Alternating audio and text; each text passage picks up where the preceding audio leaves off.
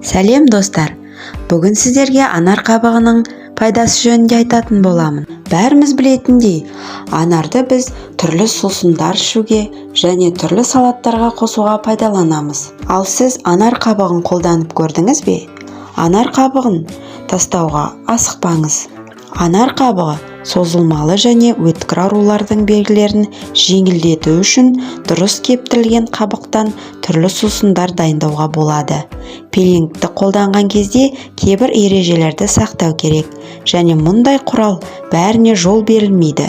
Бірақ көптеген адамдар үшін өнімді пайдалану өте орынды және өте пайдалы болады.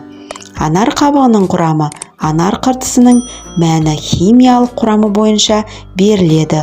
Оның құрамында В, В2, В3, В6 және В9 дәрумендері және А және Е дәрумендері, аскорбин қышқылы, ниацин, калий, магний және фосфор, темір, кальций және натрий, қаныққан май қышқылдары бар.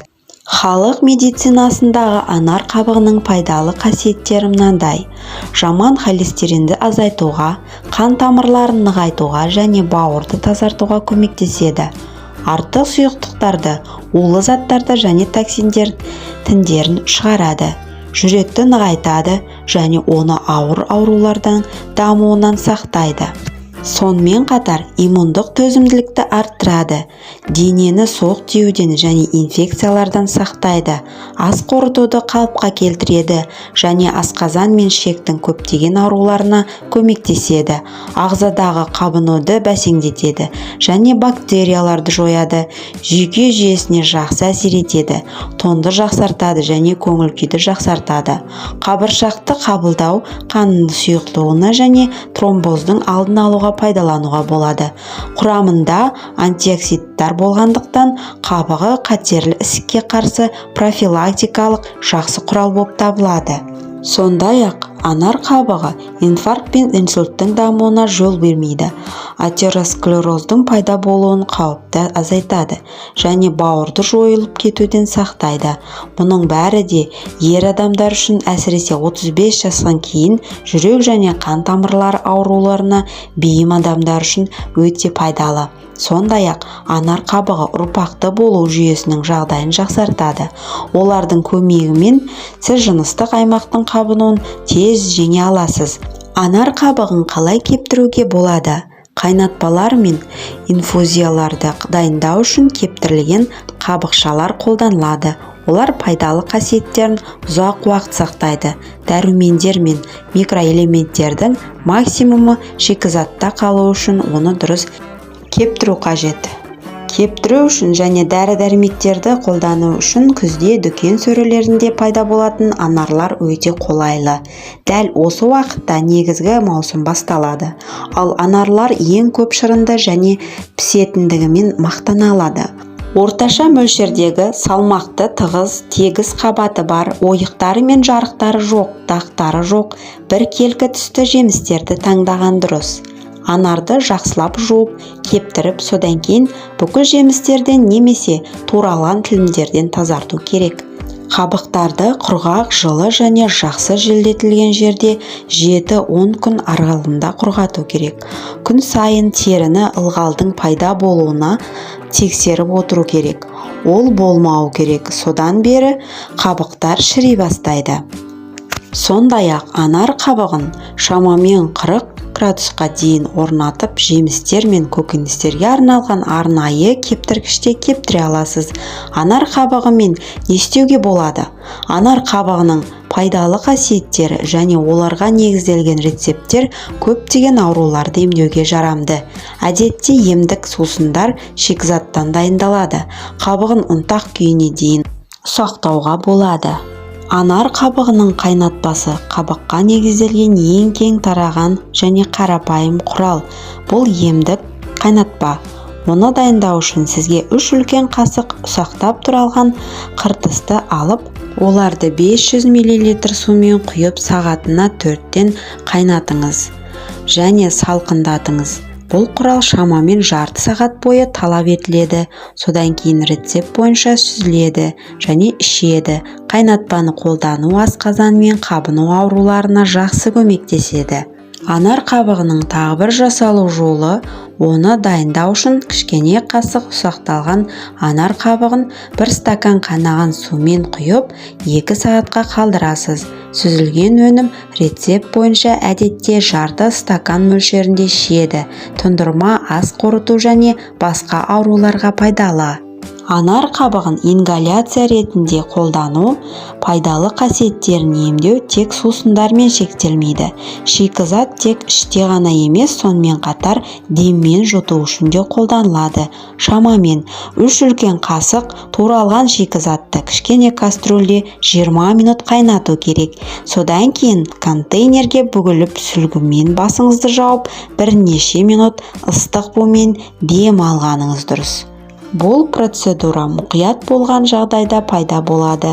Бұл мұрын жұтқыншақты күйдірмеуі керек. Деммен жұтуды баяу және таяз жасау керек. Анар қабығынан хош иісті шай. Анар қабығының негізінде пайдалы және дәмді хош иісті шай дайындауға болады. Олар мұны келесідей көрсетеді. Үлкен жапырақты шай зімбірмен және жалбызбен араласады. Коллекцияға бір кішкене қасық анар қабығын қосыңыз. Қоспаны қайнаған сумен құйып, 1 минут қайнатыңыз. Содан кейін сүзгіден өткізіңіз. Қаласаңыз, дайын сусынға бал қосуға болады. Немесе оны тәттілендірусіз ішуге болады.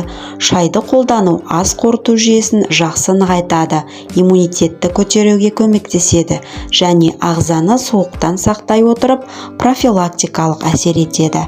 Бұл тропикалық жемістің қабығын ұнтақ күйінде қолдануға болады. Құрғақ шикізатты ерітіндімен жақсылап, ұсақтап, кофе тартқышта немесе ет тартқышта ұнтақтау керек. Пайдалы ұнтақты қолдану өте кең. Оны тұнбалар мен қайнатпалар дайындау үшін тұтас қабықтың орнына қолдануға болады. Сондай-ақ ұнтақ күйдегі емдік майларды жасауға да қолайлы. Ол жай ғана сумен сұйытылған күйге дейін күйдіріледі және терінің зақымдалған жеріне жағады. Анар қабығының асқазан ауруы үшін жасалатын түрі 10 грамм. Анар қабығын 1 стакан ыстық, бірақ қайнаған сумен құйып қою керек. Жарты сағат бойы тұндыру керек. Содан кейін бүктелген дәке арқылы сүзіп алу қажет. Салқындатылған сусын күніне 5 ретке дейін 40 миллиграммнан аш қарынға ішіп отыру қажет. Бұл сусынды кем дегенде 1 апта ішу керек. Күнделікті дозасы шамамен 1 стаканның құрамын құрау қажет. Анар қабығын сондай-ақ қақырық түсіру мен жөтелге қарсы қолдануға болады. Ол үшін үлкен қасықпен ұсақталып туралған анар қабығын 1 стакан қайнаған сумен құйып тұндыруыңыз қажет. Сізге сусынды күніне 1 стаканнан жылы күйінде қабылдау қажет. Пайдасы әсерлі болу үшін бал қасықпен 1 қасық бал қосып ішсеңіз болады. Анар қабығының бұдан да басқа көптеген ауруларға емдік қасиеттері бар. Анар қабығының қандай ауруларға қарсы көрсеткіші бар екенін де біле отырайық. Нефрит және гепатит, созылмалы іш қату, тік ішектегі жарықтар, геморройға арналған құрал өте мұқият болу керек. Қабыршақтарды қолданудың абсолютті қарсы көрсетілімі анарға, оның қабығына және жемістердегі кез келген компоненттерге аллергияның болуы. Анар қабығын сақтау кезінде кептірілген қабықтарды өз пайдасына 3 жылға дейін сақтай аласыз, бірақ бұл үшін сақтау ережелерін қатаң сақтау керек. Қыртыстарға ең үлкен қауіп ол жоғарыдан ылғалдың өтуі. Шикізатқа тығыз жабық қағаз пакетте салған немесе құрғақ жерде сақтаған жөн. Ылғалды көп тигізбеуге тырысқан жөн.